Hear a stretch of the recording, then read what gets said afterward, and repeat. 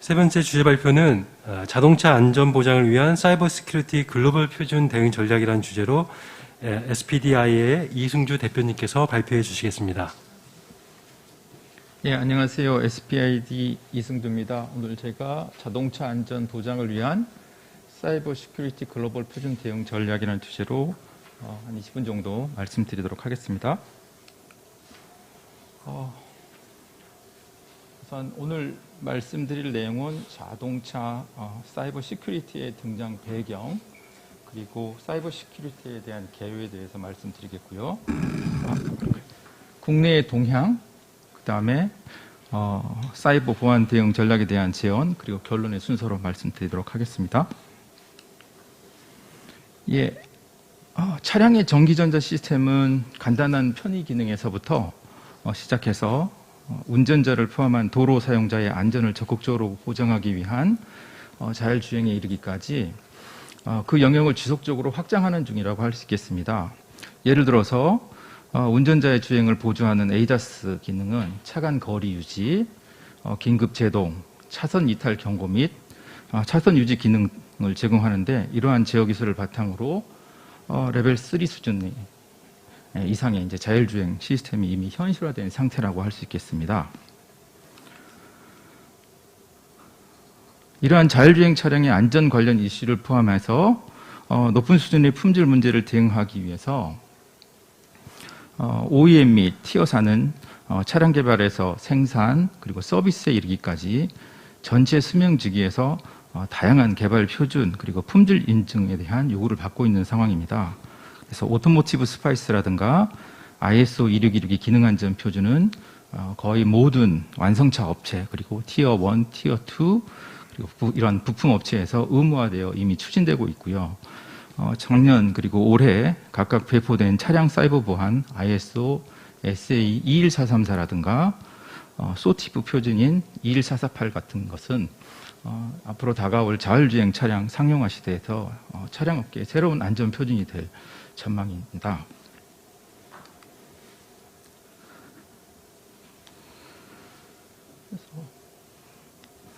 엔진 그리고 기계 구동 장치가 차량의 핵심 기술이었던 이제 과거에는 좀 전통적인 차량 보안이라고 하는 것은 도난 방지라든가 차량의 도난 방지, 그리고 차량의 주행거리 조작 방지 정도였습니다. 하지만 이제 차량의 전기전자 시스템이 증가함에 따라서 차량 내부 시스템 간 네트워크를 통한 제어 기술들이 발달하고 이는 점차 외부 네트워크까지 그 영역을 넓혀가고 있는 중입니다. 그래서 이러한 기술 발달에 힘입어서 자율주행 차량의 편의 및 안전 기능의 성능 그리고 품질 수준은 더욱 향상되고 있는 추세라고 할 수 있겠습니다.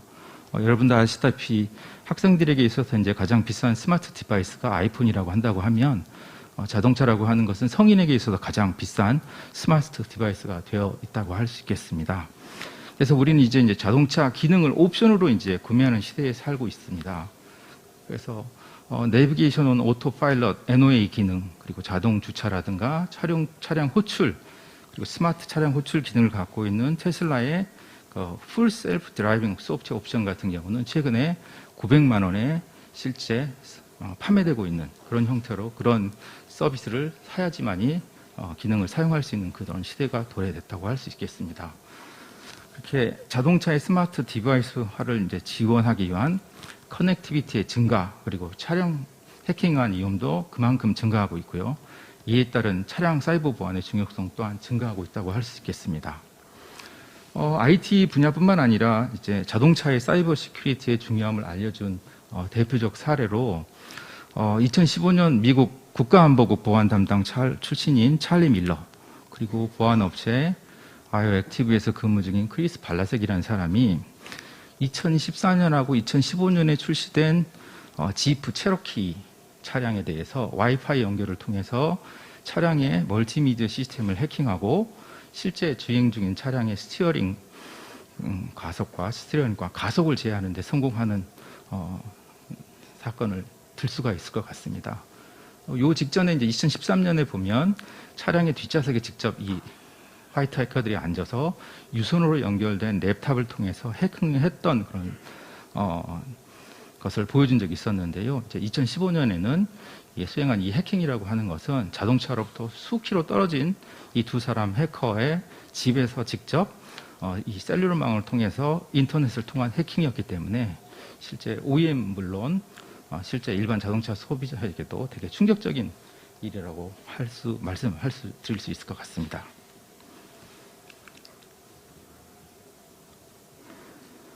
이러한 차량 사이버 보안의 문제점이 심각성이 대두되면서 이제 대책을 강구하게 되는데요. 유엔 유럽 경제위원회 산하의 WP 워킹그룹이죠. 워킹그룹 WP29에서 제정한 레귤레이션 155 그리고 156이 그것이라고 할 수 있을 것 같습니다. 그래서 레귤레이션 155는 사이버 시큐리티 앤 사이버 시큐리티 매니지먼트 시스템에 의해서 규정하고 있고 레귤레이션 156은 소프트웨어 업데이트 앤 소프트웨어 업데이트 매니지먼트 시스템에 대해서 규정하고 있습니다. 그래서 이 월드 포럼 WP29에는 EU의 모든 국가 그리고 우리나라 그리고 일본, 러시아 등도 실제 참여하고 있는데요. 이 UNEC WP29의 두 규제에서는 사이버 시큐리티 매니지먼트 시스템에 대한 인증 그리고 차량 형식 승인을 요구하고 있습니다. 그래서 2022년 7월 이후부터는 새롭게 생산되는 모든 차량을 대상으로 그리고 24년 7월 이후에는 기존 차량, 레거시 차량을 포함한 모든 자동차에 대해서 CSMS 인증과 형식 승인을 요구하고 있습니다. 그래서 WP29 규정에는 상세한 가이드는 없이 이제 상위 수준에서 법규 수준에 어떠한 것을 하라라고 하는 화세 대해서만 정의하고 있는 상황입니다. 그러다 보니 부록인 인터프리테이션 보안 규정 해설서에 ISO 21434를 참조할 문서로 식별하고 있어서 그런 상세한 사이버 시큐리티에 대한 내용은 2021년에 배포된 ISO 21434를 참조하게 하고 있고요. 그래서 여기 슬라이드 보신 것처럼 21434는 총 88페이지에 달하는 국제 표준으로서 총 15개의 절을 포함하고 있고 ISO 261에서 정의하는 안전 생명주기하고 유사한 사이버 보안 생명주기를 설명하는 11개의 챕터에서 설명하는 챕터가 있습니다. 그래서 5절에 보면 조직 차원의 CSMS에 대한 내용, 6절에 보시면 프로젝트 차원에서 고려해야 될 관리 포인트에 대해서 설명하고 있고요. 15절에 보면은 21434에서 또 핵심적인 내용이라고 할 수 있을 것 같은데요. 타라 분석에 대한 내용이 정의가 되어 있습니다. 그래서 사이버 시큐리티 측면에서 이제 보호해야 될 아이템 보통 어셋이라고 하는데요. 그 어셋에 대한 선정, 그리고 위협 시나리오에 대한 식별, 그리고 식별된 위협에 대한 영향 정도, 그리고 발생 가능성 등을 평가해서 이것들에 대한 리스크 수준을 결정하는 내용이 되겠습니다.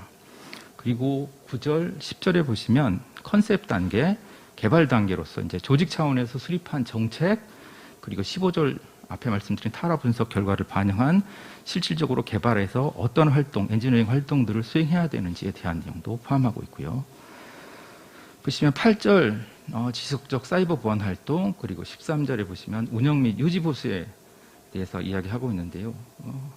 21434에서는 개발 이후 운영 단계, 그리고 운영 단계뿐만 아니라 실제 폐기까지를 포함하는 자동차 전체 생명주기 전 단계에서 지속적인 사이버 시큐리티에 관련 취약점을 분석을 요구하고 있고 사이버 시큐리티 관련한 사고 발생 시에 대응 체계에 대해서도 요구하고 있는 표준이 되겠습니다. 보시는 바와 같이 우리나라에서도 어떤 가이드라인 2020년에 가이드라인이 발간이 됐고요. 관련 법규, 안전 기준을 제정하였고 미국이라든가 일본, 유럽 국가 모두 앞에서 말씀드린 UNEC WP29에 따른 규정에 따라서 CSMS 인증 그리고 차량 형식 승인이나 자체 인증을 계획하고 있는 상황입니다. 저희 회사에서 제시하는 OEM 및 부품사의 사이버 보안 대응 전략은 좀 세 가지로 좀 구분을 해봤습니다. 첫 번째는 사이버 보안 관리 체계, 즉 CSMS를 수립하고 운영하는 것입니다. 그래서 이전 슬라이드에서 언급했던 UNEC 레귤레이션 155 규정에 따라서 형식 승인이 적용되는 시장에서는 필수 사항이 되겠습니다. 그래서 원칙적으로 CSMS 인증에 대한 책임은 OEM, 그 완성차 업체에게 있다고 할 수 있는데요. 하지만은 티어사들도 인증 여부와 상관없이 적절한 수준의 CSM의 체계 구축은 필요하다고 생각합니다. 왜냐하면 OEM사도 실제 부품 협력사에게 OEM사의 CSMS 체계를 지원할 수 있는 적절한 수준의 CSMS 체계 구축에 대한 요청을 할 것이기 때문입니다. 그래서 슬라이드에서 보시는 바와 같이 CSMS를 대략적으로 구분해 보면 사이버 보안 리스크 평가 체계를 갖춰야 합니다. 그래서 사이버 보안 리스크 평가는 ISO 261의 그러니까 기능 안전 안전 관련 리스크 평가가 되게 유사합니다. 그래서 차량에서 사이버 보안 위협의 대상이 되는 자산을 식별하고 이러한 자산에 대한 공격 시나리오에 대해서 분석, 그리고 임팩트 수준이 어느 정도 되는지, 그리고 발생 가능성은 얼마나 높은지에 대해서 분석을 해서 리스크 등급을 결정하는 활동이라고 말씀드릴 수 있겠고요. 사이버 보안 대응을 포함하는 전기전자 시스템 개발 프로세스가 실행되어야 합니다. 그래서 전기전자 시스템 개발 프로세스라고 하는 것은 현재 차량 개발 분야에 요구되는 다양한 개발 표준, 그리고 품질 인증 모델이 통합되는 시점이어서 완성차 업체, 그리고 부품 공급업체의 기술력이 집중돼야 되는 단계라고, 부분이라고 말할 수 있을 것 같고요. 그래서 에이스파이스에서 요구하는 프로세스 품질 확보 기반 위에 ISO 261기 기능 안전 표준, 그리고 21434, 그리고 자율주행 안전 표준인 21448의 요구사항이라든가 이런 권장 사항들이 충족될 필요가 있겠습니다. 그리고 차량 레벨에서 사이버 보안 위협으로 인한 리스크가 충분히 되었음을 확인하기 위한 VMV 활동이 수행되어야 합니다. 그래서 이제 우리가 흔히 알고 있는 전기전자 시스템의 기능 테스트라든가 인터페이스 테스트 외에도 사이버 보안 측면에서 요구되는 특별한 테스트 활동들이 있다고 할 수 있습니다. 그래서 보시는 바와 같이 퍼징 테스트. 그래서 퍼징 테스트라고 하는, 간단히 말씀드리면 전기전자 시스템에 이제 어떤 무작위적인 랜덤한 신호나 데이터를 주입해서 전기전자 시스템이 의도하지 않은 동작을 수행하는지를 확인하는 목적이 있고요. 또 하나가 침투 테스트, PTS라고 하는데, 침투 테스트는 사이버 보안 이제 어떤 전문가, 좀 해커, 보통 이제 화이트 해커라고 하죠. 이 화이트 해커에 의해서 시스템에 알려진 정보를 기반으로 해서 시스템의 해킹 가능 여부, 그리고 해킹 가능 수준을 또 확인하는데 목적이 있다고 할 수 있겠습니다. 또 하나가 취약점 스캐닝인데요. 취약점 스캐닝이라고 하는 것은 현재 알려진 취약점 정보 데이터베이스로부터 자사의 시스템에 적용 가능한 사례가 있는지를 대조해서 시스템의 해킹 가능 여부, 그리고 해킹 가능 수준을 판별하는 데 목적이 있다고 하겠습니다. 이런 데이터베이스는 WP29에 가입을 해서 형식 인증을 받는 업체들끼리는 공유된 데이터베이스를 이렇게 구축하고 그런 데이터베이스를 통해서 사이버 보안의 위협이라든가 이런 것들을 같이 공유할 수 있는 체계를 유지할 계획으로 있는 것으로 있습니다. 마지막으로 이런 엔지니어링 활동을 뒷받침할 수 있는 조직 차원의 정비가 필요합니다. 그래서 차량 사이버 보안 활동의 수행, 그리고 그 품질을 검증할 수 있는 조직 프로세스를 갖추는 것, 그리고 이러한 프로세스를 수행할 수 있는 내부 인원의 육성과 관련된 업무를 지원하는 개발 환경의 확보가 포함되어야 합니다.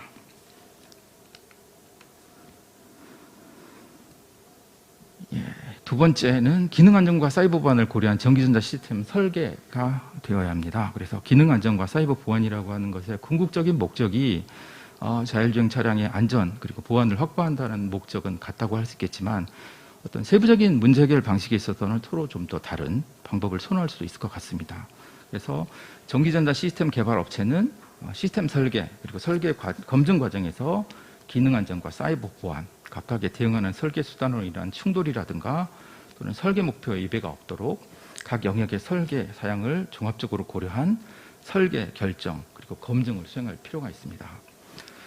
슬라이드 포스트에서 보시는 것처럼 기능 안전 문제를 해결하기 위한 설계 결정이 사이버 보안 측면에서는 새로운 취약점의 원인이 될 수도 있고, 반대로 마찬가지로 이제 사이버 보안을 위한 설계 결정이 기능 안전 측면에서는 차량이 의도하지 않은 고장의 원인이 될 수도 있습니다. 따라서 이제 시스템 개발자들이 서로 다른 설계 원칙이라든가 제약 사항들이 시스템에서 적절하게 조화되고 통합될 수 있도록 각별한 신경을 쓰셔야 되겠습니다. 예, 세 번째는 필드 모니터링 그리고 사이버 보안 사고 대응 체계를 운영하는 것인데요. 예, 사실 지금까지 이제 차량 전기전자 시스템의 품질이라고 하는 것은 이제 대부분 완성차나 부품 공급업체의 R&D 파트에서 주로 담당하는 상황이었다고 할 수 있겠는데요. 이제 하지만 자율주행 차량의 안전 관련 또는 사이버 보안 관련 사고는 R&D 영역에서 100% 예측하고 분석하고 대응하는 것이 현실적으로는 불가능하다고 보여집니다.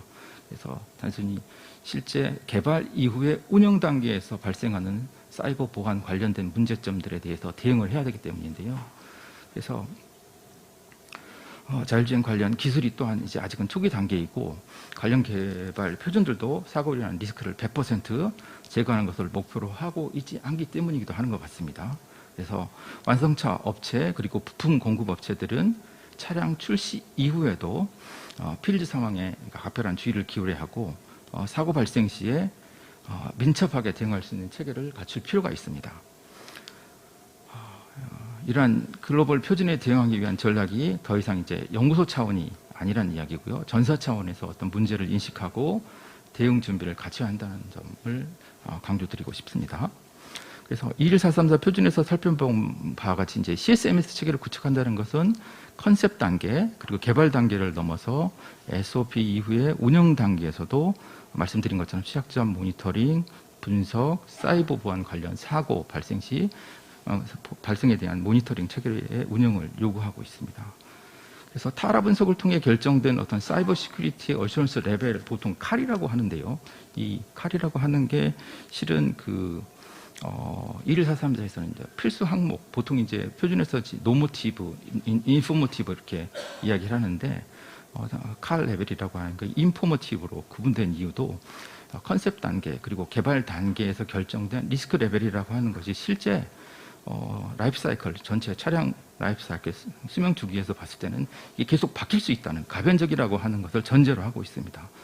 예를 들어서 이제 타라 분석을 통해서 식별한 보안 관련 리스크를 낮추기 위한 엔지니어링 활동을 해서 실제 개발 단계에서 이제 수용 가능한 수준을 리스크 레벨로 낮췄다고 하더라도 차량 운영 단계에서 실제 새로운 취약점이 노출되고 사이버 공격이 진행된다고 하면 그 리스크 레벨, 그러니까 칼 레벨이 실제 다시 올라갈 수도 있고 이렇게 계속해서 바뀔 수 있다라는 그런 내용이 되겠습니다.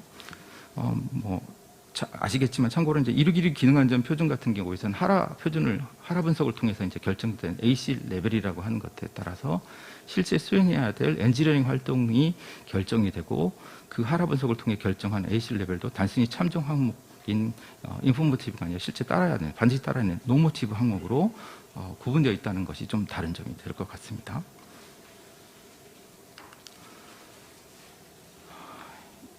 예. 결론에 대해서 간략하게 말씀드리겠습니다. 그래서 지금까지 자율주행 차량의 안전과 관련해서 사이버 보안 표준 제정 배경 그리고 시장 참여자들의 동향 그리고 공급업체들의 대응 전략에 대해서 조금 살펴봤습니다. 마지막으로 좀 요약하겠습니다. 완성차 업체 그리고 부품 공급업체는 자율주행 차량의 안전을 보장하기 위한 기본적인 사이버 시큐리티 관련 품질 관리 체계를 정립하고 지속적으로 운영하기 위한 노력을 계속 하셔야 합니다. 특히 제품 개발, 차량 밸리데이션뿐만 아니라 생산 그리고 운영 단계까지도 이러한 안전 관련 품질 문제를 해결하는 데 영향을 집중하실 필요가 있고요. 이와 관련해서 전 라이프 사이클에 같이 거친 프로세스 인프라는 보통 이제 에이스파이스를 참조해서 구축하시면 될 것 같고 여기에 ISO 2612 기능 안전 그리고 방금 말씀드렸던 21434 사이버 시큐리티 표준을 통합하는 형태의 하나의 통합된 어떤 품질 관리 체계가 만들어질 필요가 있겠습니다. 그래서 각각의 표준을 독립된 별개의 표준으로 구분해서 이렇게 생각하실 게 아니라 서로 상호 통합되고 보완적인 규격으로 보고 하나의 통합된 체계를 만들어내는 것이 가장 중요한 게 아닌가 생각이 됩니다. 그리고 OEM의 경우에 CSMS 인증과 소프트웨어 업데이트 매니지먼트 시스템 썸즈라고 하는 인증을 받고 형식 승인을 받으실 필요가 있을 것 같습니다. 그래서 티어사는 OEM에서 구축한 이러한 CSMS 인증 및 CSMS 인증이라든가 형식 승인 지원 요구에 대응하셔야 되겠고 자사에 맞는 적절한 수준의 사이버 시큐리티 대응을 위한 품질 체계를 구축하시고 거기에 맞춰서 개발 활동을 수행하실 필요가 있다고 하겠습니다. 이 과정에서 전기전자 시스템의 기본적인 목표 기능을 구현하시고 기능 안전에 대응하는 하드웨어 고발 고장이라든가 소프트웨어 자체의 고장에 대한 안전 기능을 구현하실 필요가 있겠고요. 자율주행 시스템의 기능 그리고 성능 한계 또는 불충분에 대한 안전조치 수단을 구현하시고 마지막으로 사이버보안 측면에서 외부로부터 위협을 감지하고 내부 취약점에 대한 조치 수단을 구현하실 필요가 있겠습니다. 예, 여기까지가 제가 준비한 내용입니다. 예, 경청해 주셔서 감사합니다.